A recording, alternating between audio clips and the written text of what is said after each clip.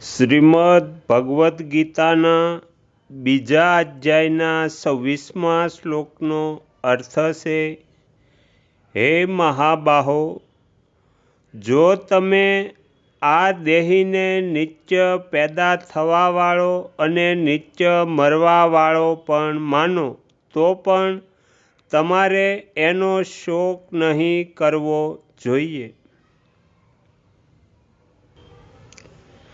જો બીજને પૃથ્વીમાં વાવી દેવામાં આવે તો તે ઉગીને અંકુર આપે છે અને તે જ અંકુર ક્રમશઃ વધીને વૃક્ષરૂપ થઈ જાય છે. આમાં સૂક્ષ્મ દ્રષ્ટિએ જોવામાં આવે કે શું તે બીજ એક ક્ષણ પણ એક રૂપે રહ્યું? પૃથ્વીમાં તે પ્રથમ પોતાનું કઠણ રૂપ ત્યજીને કોમળ બની ગયું, પછી કોમળ રૂપને ત્યજીને અંકુર રૂપ બની ગયું, ત્યારબાદ અંકુર રૂપ ત્યજીને વૃક્ષરૂપ બની ગયું અને અંતે આયુષ્ય સમાપ્ત થતાં તે સુકાઈ ગયું. આ રીતે બીજ એક ક્ષણ પણ એક રૂપે ના રહ્યું, ઉલટું પ્રતિક્ષણ બદલાતું રહ્યું.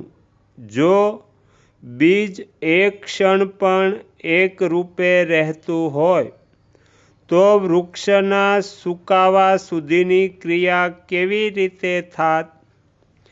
એણે પહેલાં રૂપને છોડ્યું, એ તેનું મરવું થયું અને બીજા રૂપને ધારણ કર્યું, આ તેનો જન્મ થયો.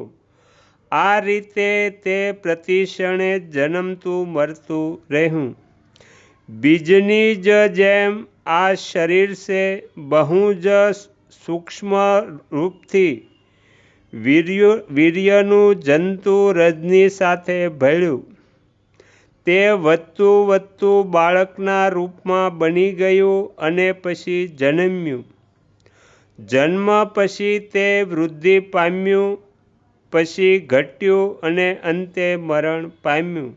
આ રીતે શરીર એક ક્ષણ પણ એક રૂપે નહીં રહેતાં બદલાતું રહ્યું, અર્થાત પ્રતિક્ષણ જન્મતું મરતું રહ્યું.